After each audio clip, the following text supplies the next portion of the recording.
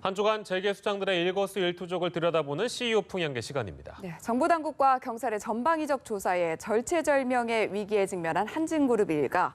1,000억 원 이상의 재산을 사회에 환원하겠다며 통큰 기부 의사를 밝힌 김정주 NXC 대표 소식을 한상용 한지희 기자가 전합니다.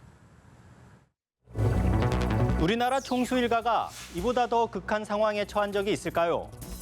조양호 한진그룹 회장의 부인 이명희 이루재단 이사장이 경찰에 출석해 조사를 받았습니다. 영상을 통해 일부 몰상식한 장면이 공개돼 충격을 줬죠. 공사장 노동자와 운전기사에게 상습적으로 폭언을 하고 손찌검을 한 혐의 때문입니다. 이명희 씨가 기억이 안 난다며 혐의를 부인하자 경찰은 결국 구속영장 카드를 꺼내들었습니다. 조 회장과 이명희 씨의 딸 조연아 전 대한항공 부사장의 사정도 악화일로입니다. 필리핀 출신 가사도우미를 불법 고용한 의혹에 출입국 당국의 조사를 받은 조연아 씨는 다음 달 세관에서는 밀수와 탈세 혐의로 조사받을 처지에 놓였습니다. 앞서 세관 당국은 대한항공 협력업체와 직원 자택 등을 압수수색하는 과정에서 밀수품으로 의심될 만한 2.5톤 분량의 현물을 발견했습니다. 아들인 조원태 대한항공 사장은 괜찮을까요? 인하대 경영학과를 나온 조 사장의 과거 부정 편입 의혹에 교육부가 진상조사에 나서기로 했습니다. 조양호 회장으로선 이보다 더 나쁠 수 없는 최악의 가족 환경에 처한 것 같습니다. 법정에 섰거나 징역을 살고 나온 우리나라 CEO들의 소감엔 공통점이 있습니다. 저와 제 주변을 돌아보는 계기가 됐다는 소회입니다. 이러한 깨달음에 통큰 기부를 결심한 CEO가 있습니다. 바로 국내 최대 게임 업체로 꼽히는 넥슨의 창업자 김정주 NXC 대표입니다. 넥슨 공짜 주식 사건과 관련해 최근 무죄를 확정받은 김 대표는 어린이 재활병원 설립과 벤처 창업 지원 등을 통해 1,000억 원 이상의 재산을 사회에 환원키로 했습니다. 김 대표는 이와 함께 자신의 자녀들이 회사 경영권을 승계하지 않게 하겠다고 약속했습니다. 김 대표에게는 미성년인 딸 2명이 있는데요.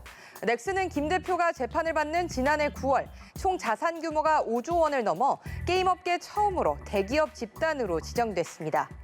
김 대표의 통큰 결단이 앞으로 어떻게 진행될지 궁금합니다. 사회적 기업을 강조한 또 다른 CEO도 있습니다. 최태원 SK 회장은 최근 중국 상하이 포럼 개막식에 참석해 사회적 가치 경영의 필요성을 주제로 연설을 했습니다.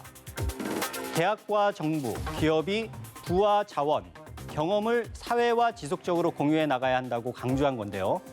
소득 양극화가 격심해지고 기초교육과 건강 서비스, 음식조차 제공받지 못하는 세계 시민들이 늘어나는 현실에서 기업들이 더 큰 사회적 가치를 창출해야 한다고 역설했습니다. SK는 올해를 근원적 변화를 뜻하는 딥 체인지를 위한 USK 원년으로 선포하기도 했죠. 말씀 내용과 비전은 좋은데 SK텔레콤 이용자들은 우선적으로 통신비 인하를 통한 사회적 공헌을 더 높게 평가하지 않을까요? 법정에서 억울하다고 호소하는 CEO도 있습니다. 국정농단 사건으로 1심에서 실형을 선고받은 롯데그룹 신동빈 회장입니다.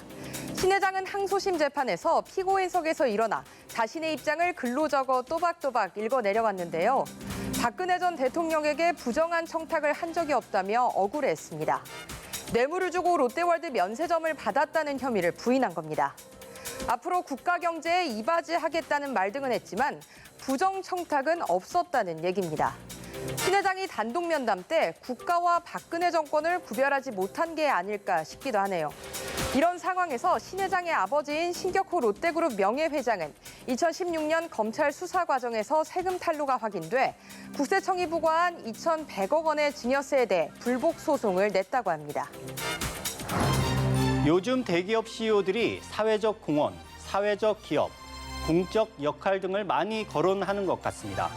좋은 현상이기도 하지만 말보다 실천, 약속보다는 이행이 실제 이루어지는 기업 문화가 자리 잡으면 더욱 좋겠죠. 이번 주 CEO 풍향계는 여기까지입니다.